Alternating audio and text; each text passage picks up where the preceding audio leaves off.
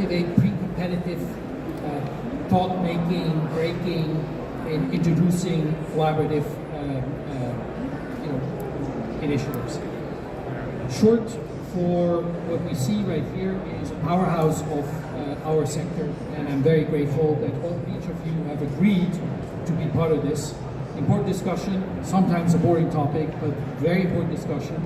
And I want to really thank also Francis to be able to do the moderation here. We will have some short time of questions, but afterwards there will be a special keynote and review by Alfons from FESTO. And so please stick around, and then we have a cocktail party at our CA lounge together with TTA. You're all welcome to join and we continue the conversation. Let's go. All right, thank you so much, Thomas, for the lovely introduction. Oh, microphone, double whammy. Move the extra one too. All right, welcome everybody. Thanks so much for joining us. Really honoured to be able to give this panel at GreenTech. So we're going to talk about standardizing the data. I'm just going to give a bit of an introduction around the theme.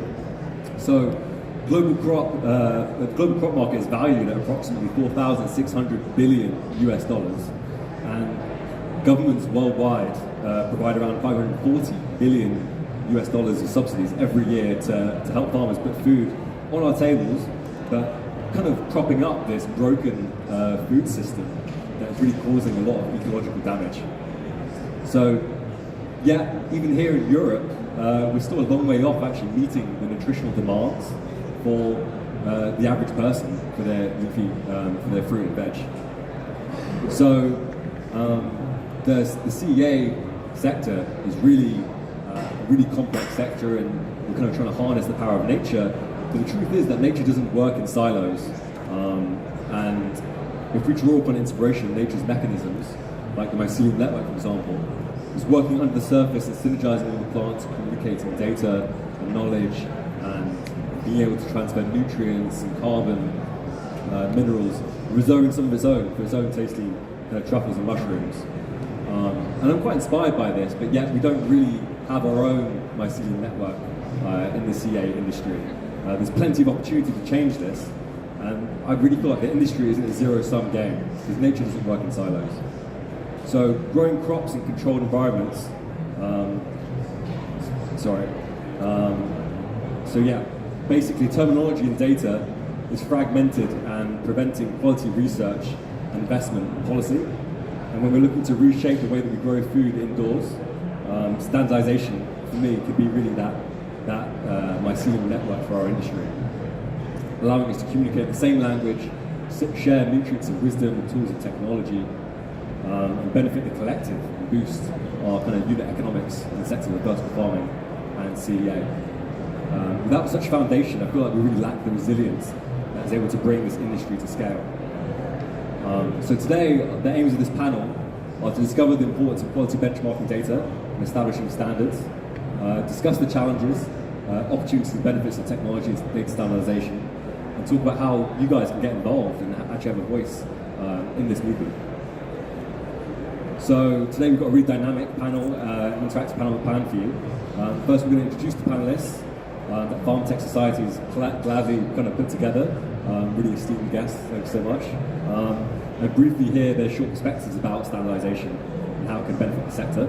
So we're going to break that up into 5 topics: developing standards and terminology, technology and comparisons, challenges and roadblocks, economics, and collaboration and participation. And I really encourage you guys to get involved. So I have a bunch of kind of questions planned, but at the end of each of those themes, I'm going to open up to the audience so that people can like actually ask some questions and get involved and see what opinions you guys have too. So yeah, just try and please keep them concise and get a question up at the end if possible. Just raise your hand and our hostess will bring the microphone to you.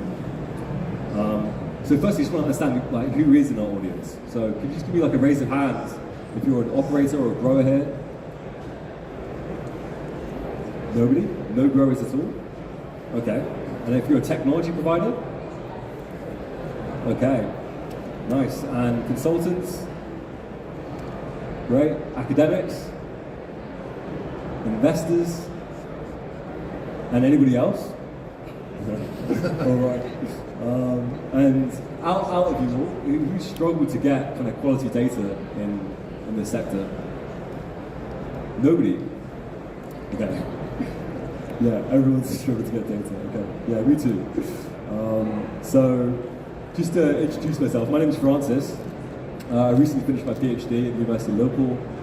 I was examining vertical plant farms quite deeply, trying to address their core limiting factors. So I was looking at the economics, risk assessment, standardization, environmental impact assessment. So I published a few journal articles and books on these topics. And I worked with vertical plant farms across the world, from the UK to Europe and Japan.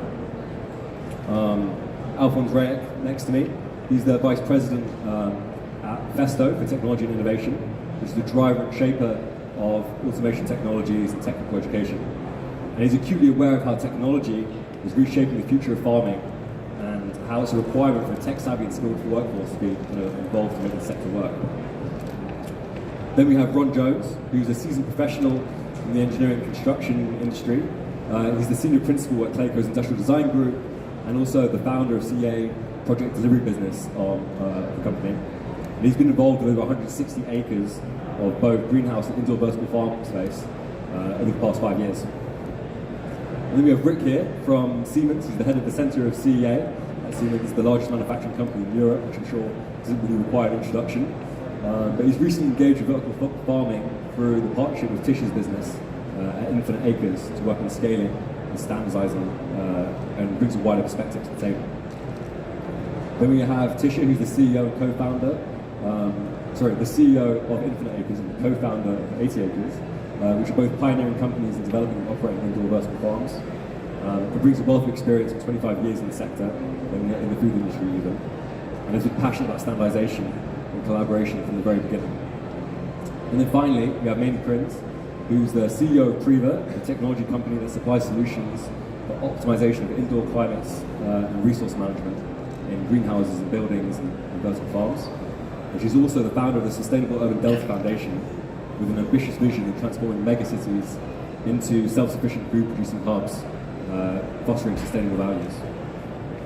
So, yeah, maybe we can get started with the panelist perspectives. So, Alfons, maybe you can tell us a little bit about your thoughts around standardization and kind of where you see the industry going in this direction.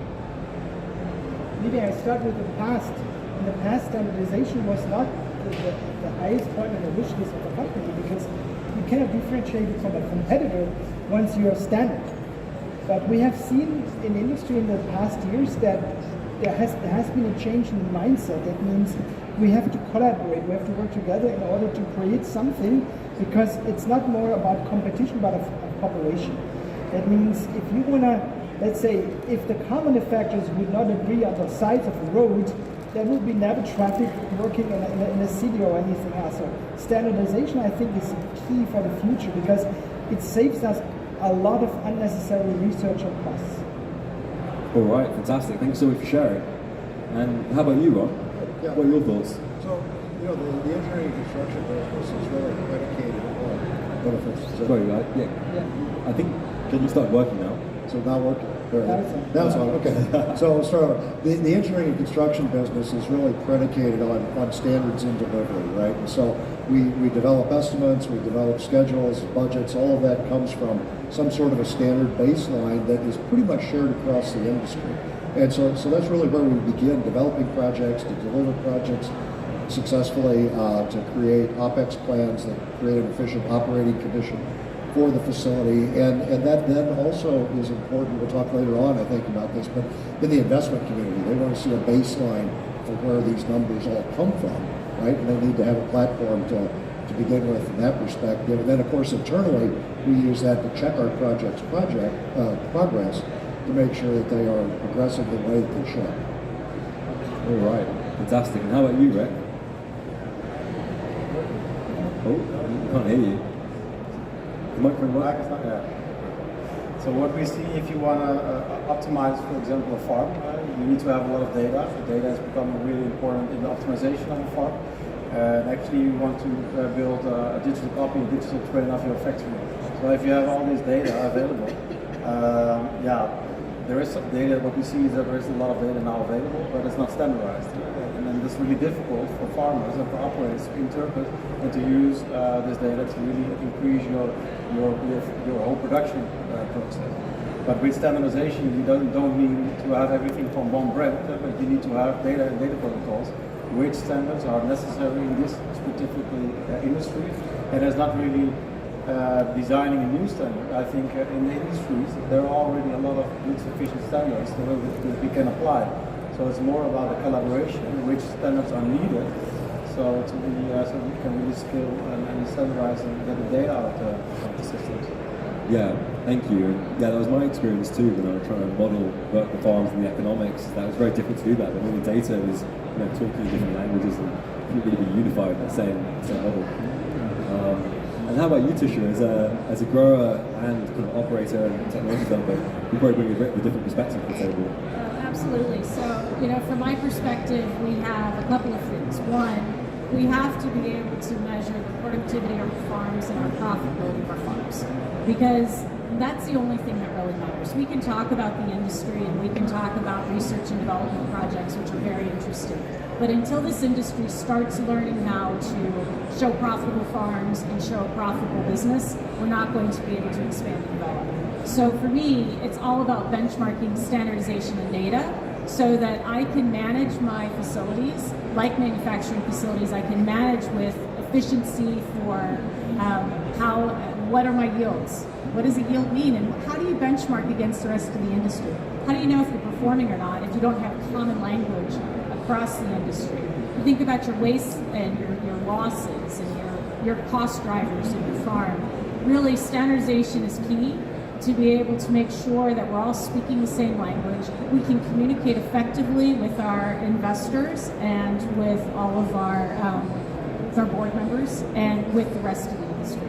And so standardization is it's a way of life for me. I've been in cost accounting my whole entire life, most of it in the food industry, and so developing standards is just a way to be able to measure and drive improvement. Yeah, and I love that you've been passionate about kind of collaboration, standardization since the very beginning of your ventures as well, And how about you, Meiny? Would you like to share your perspective? Yeah, some perspectives. I thought it's also nice to look back a little bit. Sure. Then we jump to what's happening nowadays. Sure. But I think some of you who are a little bit older remember that when you wanted to do any data exchange in the early days, it was data from the computer to an Excel sheet. And then I remember there was a professor, we were experiencing something with the sensor, and then suddenly 10,000 became 10. Remember that the comma in the US is different than the point in the US, so that is talking about where it starts with is having at least a common language to have at least the right reason. So that is quite an effort. And then after that, because we're also in the built environment, and in the built environment you have to deal with BACnet or Modbus. And I remember BACnet, for example, was really something that was also used to protect the marketplace. So for us, from the Netherlands, it was very difficult to enter the German market, because Siemens there, of course, is a very big leader, a manufacturing leader there. So they can, of course, also define what they need to standardize, and then for other companies it can be more difficult, of course, to enter. And I think that is now changing, because we are now jumping into APIs. And it's wonderful.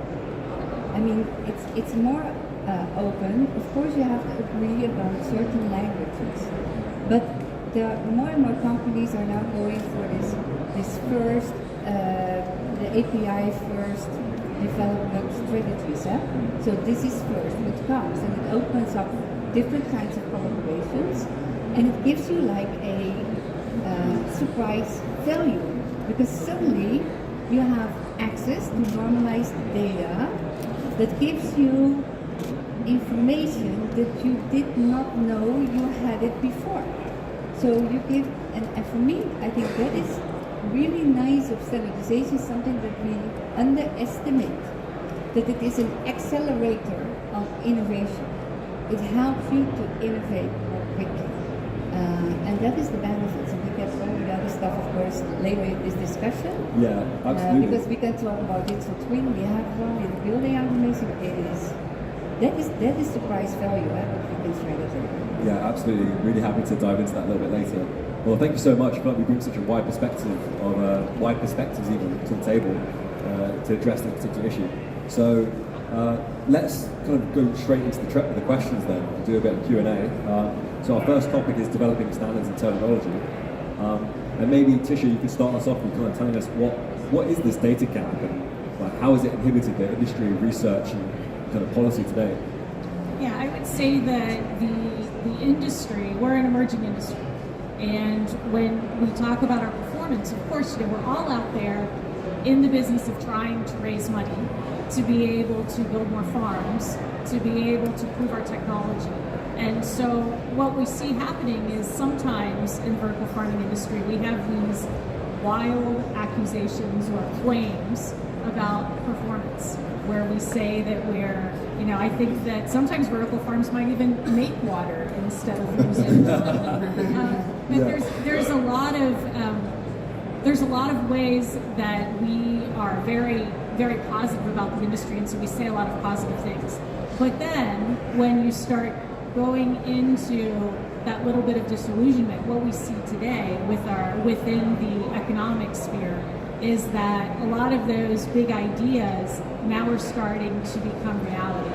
And so how do we think about providing validity, providing credibility to the investor community so that we can continue investing, or the banking community so that we can continue to expand? For us, it's all about capital to be able to expand our technology, expand our footprint. And when you have all these different vertical farming companies and they're measuring everything on all these different ways, and in many cases, they're wild claims, how do you justify and how do you validate any of it? So being able to standardize the way that you measure things, the way that you have a similar terminology will enable everyone to kind of benchmark and say, okay, this is the average of where the industry is. Cut through the greenwashing and be able to verify their claims to profitability or their water usage or their carbon footprint and renewable energy. Cut through the nonsense and say, this is where I am. Because for me, I don't really care on the spectrum of where I end up. I just want to know what my benchmark is. I want to know where I want to get to, and I want to be able to measure things so that I can drive improvement to continue making my farms more profitable, to be able to provide more of a return. Yeah, thanks. And do you have any thoughts on this, Meiny, as well? About how it's inhibited the industry today? Lack of standards? I mean, exactly what Tisha says. At the end, it's only for the benefits of the end user. So we are only doing this because of our customers or growers or investors or anyone. So who is benefiting from it? And what is very important, what also Tisha says, and what I want to repeat, this I think they call it ontology. You know that? No. So this ontology, so you can only talk about standardization if we have the same language, if you have the ontology written out for a greenhouse or an indoor farm or anything, so everyone speaks like the same language. And then we can do what Tisha is for her, to be able to benchmark. I couldn't agree more. Yeah, but it's boring. And someone has to pay for it. That's true. For who is that value then? So, and who's going to maintain it? And if there are changes, who's organizing it? I think harmonizing that typology is really important, right? Because Japan's done some great work. I know Toyoki Kazai and Arui Hayashi at the Japan Plant Factory Association. They've already published some chapters around kind of defining the terminology and the standards.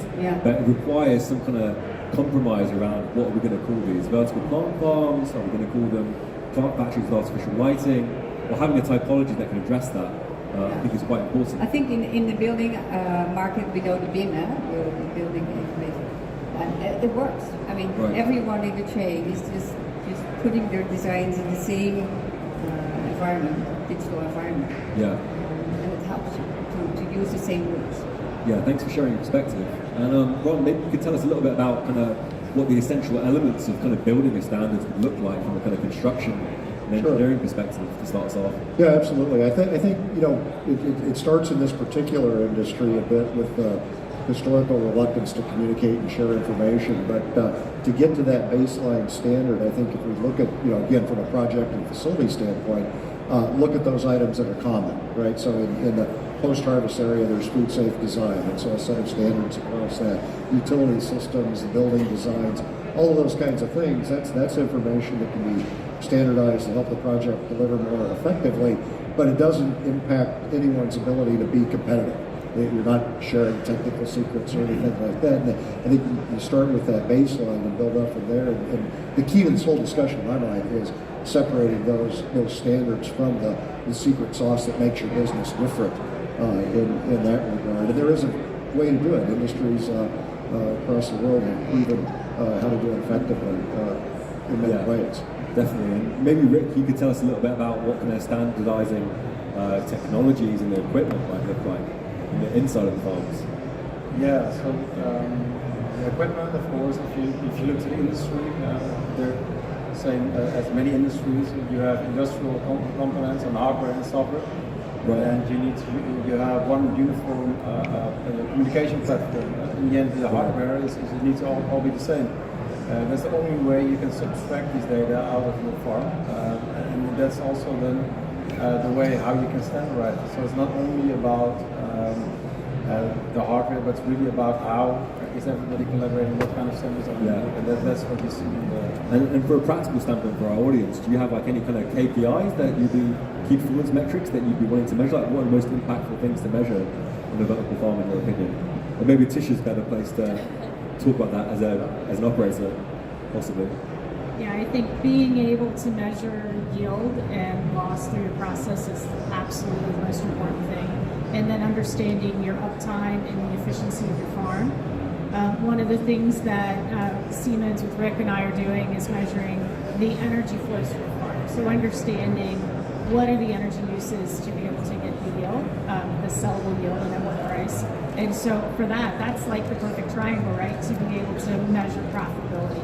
But it's really about figuring out how to do more with less. And so once you identify how much you're using and where your loss points are, being able to constantly drive usage value.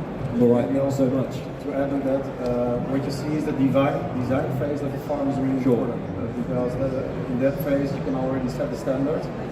What you see is, of course, 80% of all the farms are not built yet, and if you really can think of it, that we can already define out a standard in the early process. So it's not if you standardize later on if the farm is already operational, it is nearly impossible because you need to replace everything. Yeah, so it's really about the early stages that you're developing your farm. That is the most critical part when it comes to optimization. Yeah, it will save a lot of time in the long run for R&D. I think also it's important for everyone to understand, and I mean I visited this not so long ago, and then when you walk in there, it's a factory. Huh? So you walk into a factory, so you have a grow segment in a factory.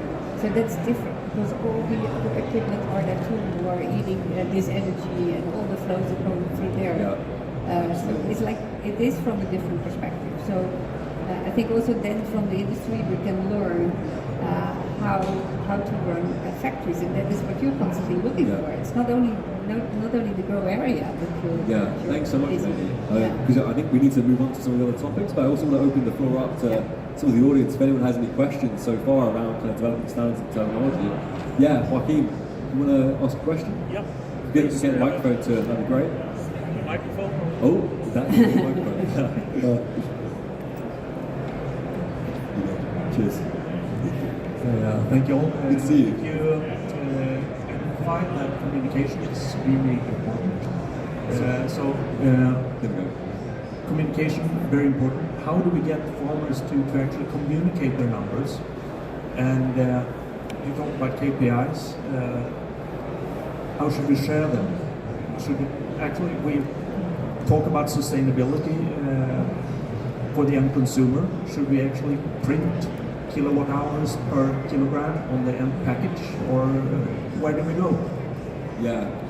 So I think personally that doesn't actually exist yet, that platform, but we need to build that. So maybe Tisha would be able to talk to us about the initiative that we have at FarmTech Society around how we might collect that data, but it's still a work in progress. Right, that has been absolutely our passion, to be able to first collect standard data, measuring it the same way, and then anonymize it.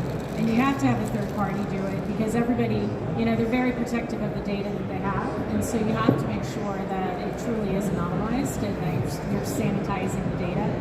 But there has to be somebody that's collecting it. So first we have to figure out what we're going to measure that's most impactful for the industry, start with that, and then give the grower community the confidence that the data that they are submitting is anonymous. And we're seeing that with, the SBTIs, and, where people are submitting data. We're seeing that with RII, which is a group that is working with us to be able to collect some of the sustainability measures. So you're starting to see a little bit of that within the industry, but it's just snippets of data. But I think that the data around sustainability is going to be the first data that comes, because more and more people are trying to make their sustainability claims. And as you have, climate impact funds that are investing in the industry, they're going to start demanding it. And so but then the grower data and everything else will probably come later. Yeah, definitely. I think it's important too to recognize that this isn't creating something new, this idea, right? Other established industries that are very, very competitive have done this, right, in terms of sharing data, information, without impacting their secret sauce.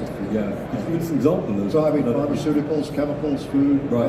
All of those industries have industry organizations that are repositories with kind of starting point for that data. Open Field does that with USDA, and so there's a lot of USDA data that's collected, that's voluntary, that you can use. Yeah, I think to add that, an understanding who owns the data, that's a big question. And here again, we have to talk about the mindset. If you have your iPhone, you ask if you want to share your data. And people may think, oh no, it's my own property. But why do you share data? Because they can improve the operating system. So why do you share the data of the operating plan? Because you can improve all what's around the software. All the people who are supporting can improve their products.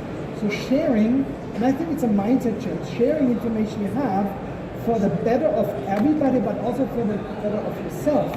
So it's a dualistic approach we need. So you help yourself, but you also help others. And by doing this, you increase and you help to grow that the whole ecosystem is growing. And I think this mindset, and we discussed with Siemens, we are not competitors, for example. Although we might be in some areas overlapping, but we want our customer that they flourish, that they grow. That's our goal. And if we have that in mind, it's an open approach is very obvious. Yeah, absolutely. And I love how collaborative and open everyone on this panel is, because I think people need to be inspired. Because a lot of people working in silos and just to try and break it up. I think one of the biggest barriers that we encountered in the FarmTech initiative was people's hesitancy around that independent validation. So do we have any strategies around kind of what would effective independent validation look like on securing that data? Does anyone have any thoughts on that? Maybe you'd be able to start us off, right? Yeah, well, if you look to other industries, maybe what they did is that there is an organization. I can take, for example, the food and beverage industry. We have a lot of highly optimized, different industries. For example, breweries. You see that their data is really important. They're high quantities. So there you have, for example, a third-party organization that creates the standards. For example, OMAC, the Organization for Machine and Automation Control. They developed a standard together. It was the PAC-ML. All packaging machines are talking the same language. So it's already by the design of the machine builder. They know exactly what kind of data they need to have. Even the look and feel of the machines are the same. So the operators already know they can control every machine. So it's really collaboration is really key, and I think also a company, a third company or an organization that really is taking that step of the standardization is needed. And then you can scale from there, and then it's only integrating and how are you creating a platform of only sharing and giving data. Yeah, absolutely. And I think if I recall, there was something around like kind of micro incentives and how maybe we could try and get people to, as like an actual reward for them sharing their data. Is that something you'd be able to talk to us about? Yeah, Alfons, I love what you were saying. If we can encourage people that we have a kind of a organization who handles the common good data. Right. And I think we have to agree that data is a common good. If we agree on that, it's already half of the deal, because a common good means it can be managed. The air in this hall is a common good. Nobody can request the air for himself, but we will handle the air in a way, and that's an HVAC system and so on. So if we look at this and data is a common good, we will find ways how to, let's say, that I can take out something, but I also give something, and we are very good in finding out the balance in between. So give and take is something which is the basis for a good partnership, and also the data business, because if we as Festo collect data, we give them to the platform, but we also can use data, and that, I think this balance is very important. Right, yeah, absolutely. Do we have any more questions from the audience? If anyone would like to... Yeah, please, Lorenzo.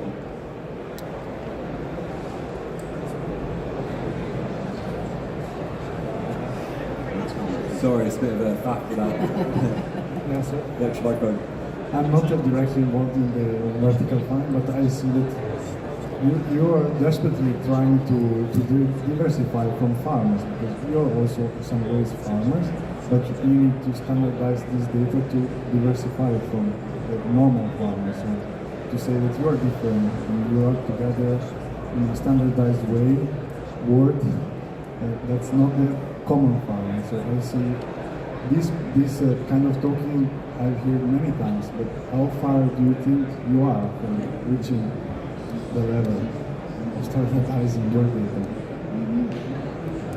Maybe you'd be able to answer that question. Yeah, one of the big opportunities nowadays we see is that the suppliers of all kinds of equipment, if that is like a greenhouse or plastic or whatever else, or even maybe for more open field solutions or tech there, it is that you agree on APIs, and that is what you see more and more happening. So at the end, it is you with your dashboard that sees the results of that. And if you as a grower are choosing for a certain growing strategy in your greenhouse, then it will be visible on this screen, and you can compare it with other sensor suppliers or what other theories are defining you to do. So for me, that is really something that is very close by, and I say that easier to, because it's more like a smaller cluster. So you as you know what I mean, huh? You have a cluster of suppliers that are building a greenhouse, and it is just between them that you can more easily agree on certain APIs. And of course, for us as PRIVA, it's helpful if we just have one API and it can be reused for others. And I think the same as you would say. Yeah, so then maybe other one can also use it, huh? So that you develop it for them. So I think it's coming, it's already getting there. So the first agreements are there. Yeah. At the end, it is about you and your dashboard and the information that you get from it. It should add value to you. Yeah, it's dependent. It's not guaranteed the success of the standardization. It's really dependent on everyone getting involved and contributing to this. And maybe we could talk a little bit about what the economic advantages are really of getting involved in standardization. Like, how could that unlock positive economics for people, and how does standards and benchmarking data translate to financial advantages? I imagine that kind of the access to funding would be more feasible and easier to get to. But maybe, Alfons, you could tell us a little bit about how kind of standardizing would translate into that. I think standardization will create a transparency. And this transparency is always helpful for markets, because if you run a farm, you want to know if it's profitable or not. How can you know that? If there is no way to figure out if your costs and your sales and you have a profit there, how can you measure that? I think that's what I, from my outside view, have seen, that some vertical farms got bankrupt, but they were selling fantastic products, but they were not making money. So how can this happen? Maybe, and that's my guessing, that's the intransparency they had. They had not a look at their labor costs, at their at their energy costs, and so on and so on. So this transparency with the right data that was already mentioned helps me to run my business in a better way. Yeah, absolutely. I couldn't agree more. And Meiny, would you be able to talk to us a little bit about what the future of collaboration kind of looks like in data sharing and where we're actually going? Kind of, for example, maybe you could draw upon kind of Sustainable Urban Delta Foundation and what a megacity would look like with standards in place. Well, that's a little longer story than just couple of minutes, but I'll keep it short. Yeah, so the fact is, I mean, everyone knows about the climate change and where people live, and it's not only that, it's also about the next generation who are willing to start growing for us, so that is also a point. And they want to work in a different environment, and they are used, of course, to work with different ways of sharing data. And then if you combine it, where in cities, at the end it is about the entrepreneur. And it is for him important that he will be successful in his business. So he needs to be able to continue his business. And in a kind of urban environment, and with all climate changes, it's not going to be easy. So energy prices are high, square meters are expensive, so you need these food producing ecosystems to collaborate in a different way. If you have fish farming and algae and mushrooms and indoor farms in the cellars and you top 5 of fresh produce on the top, you know what I mean? And then I talk scale, huh? So I'm not talking like a small farm on a rooftop. This is the sort of thing that could happen and scale globally, right? So yeah, we are working on this for Singapore, and it's very cool because then you can balance your energy source. You can see who is using what. How can we optimize the energy flows within this whole area? How can you reuse wastewater from the one and use it for the other, or even connect it to your city environment? But at the end, the goal is, in many ways, that they have to be successful, and that is the only way to go. Yeah, that's a future I can get behind, to be honest. Yeah. I think it's the only path forward, really, to make this work pretty in the long cool term. too, eh? It's the only sustainable way to kind of make it happen. And it's cool. It is about entrepreneurship, it is about green, it's about healthy food in the cities, it is about social coherence, it's about labor and working together. I mean, we talk about branding, we talk about education, so it's very, very rich. Yeah, fantastic. And just to wrap up, because I know we started a little bit late, but if we could just kind of finalise with how operators and everyone can get involved with the initiative and how people can kind of sign up and make their voices heard in standardisation, maybe we could take a couple more questions from the audience. Yeah, if I could just add, we need collaboration. We need everyone to get on board to figure out how to collaborate. This is a hard job. Figuring out how to change food supply and figuring out how to do it in a sustainable way is very challenging. And speaking as a startup, hopefully scale up, I need your help. I need everyone to be able to have open APIs, to be able to figure out how we can share data so that we can continue driving this industry forward, making improvements so that it is a reliable, valuable sector for food. So we are all going to be sitting over at the CEA Lounge for a cocktail party, which you're all welcome to join afterwards and continue the conversation. And anybody that's interested in joining our collaboration and our little party of suppliers and growers, please. Yeah, please join us. Just to echo that, I think it's absolutely pivotal because with me as a researcher, I was trying to get good quality data for the 5 years that I was doing my PhD. And I was having to draw upon like greenhouse data from like the 1980s, and you were looking at economic articles where people were just pretty much using false data or fabricated, and you kind of pick behind the surface and you realise some of the claims were just outright fraudulent. So to have something to compare that against is almost fundamental to really drive forward even the research and academic progress. And I think that really is a disservice to the industry. If industry players have to rely on that information to go 100%. forward with, you're not going to go forward well, right? And so to your point, it's really a rising tide lifts all boats. Yeah. So if we're all on that same page, it's helpful for everyone, not mitigating any of the competitive advantage you may have within your own company. Yeah, definitely. And maybe we can have one more question from the audience before we wrap up. Does anyone have any questions? Yeah, back, please.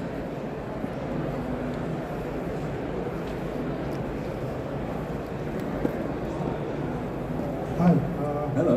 I have a specific question. Like, for example, you are talking about standardized data. What happens if you standardize, you say, this is going to be my standard, like PRIVA standard, and Siemens comes up with its own standards, and then we end up with like several different standards, like USB. So are you guys working to figure it out, to find a common point, like, okay, this is going to be our standard? Yeah, well, I think we just started, of course, and we have the first conversations now, which standards are needed. I think, like you said, we don't need to create a new standard. I think there is already a lot, but it's now really looking into the future. What is the best standard to scale vertical farms, but also in general greenhouses? That's really important. I think, yeah, the industry is already doing this. So if you look to other sectors, it's already possible to extract all the data out of it. So it's really about, yeah, that's also what Tisha said. We need to know this is only working if the majority of the people stand behind it. So all industry leaders, or the majority of industry leaders, needs to unite and say, okay, this is the way how we see our whole business model can grow, can scale, and then in the end, the end customer benefits from it. And then you also automatically will get all the data out of your system, because then you can build up new technology with the right standards, and that will change the future. So that's yeah. Yeah. So in most of the environments, indeed, you just agree on, okay, everyone goes botnet, and that is described. You can find it, you know what to do and develop it, and it sticks to it. I don't know, Martijn. I'm just looking to you, but is there a standard in horticulture? Good question. Good question. Yeah, Martijn with PRIVA. Well, if you look towards the greenhouses, there are now efforts to create a standardized language to define what a greenhouse is. It's called the Common Greenhouse Ontology. So that describes a greenhouse across multiple vendors and also across the chain. So from the early days when the greenhouse is being constructed and designed till the operational phase, and that helps. Okay, so there's something going on there. Yeah. So maybe I can add also from the industry, what we see, for example, a lot of machines in the industry, they talk OPC UA, that's a common language between all on the shop floor between all machines. You could, for example, also use MQTT for the higher level. So you have different layers in the farm. The higher you get, the more digitized, you get, the more software you use. And there is even a digital twin standard already existing by companies that are forming this. So it is already there, it's already used, it's only embedding it now also for the agriculture market. All right, well, thank you so much. Let's just give our panelists a round of applause. And I'm excited to hopefully continue the conversation in the CEA lounge just around the corner, and we can tell you a little bit more about the initiative and how we can all get involved to make this future a reality. Thank you.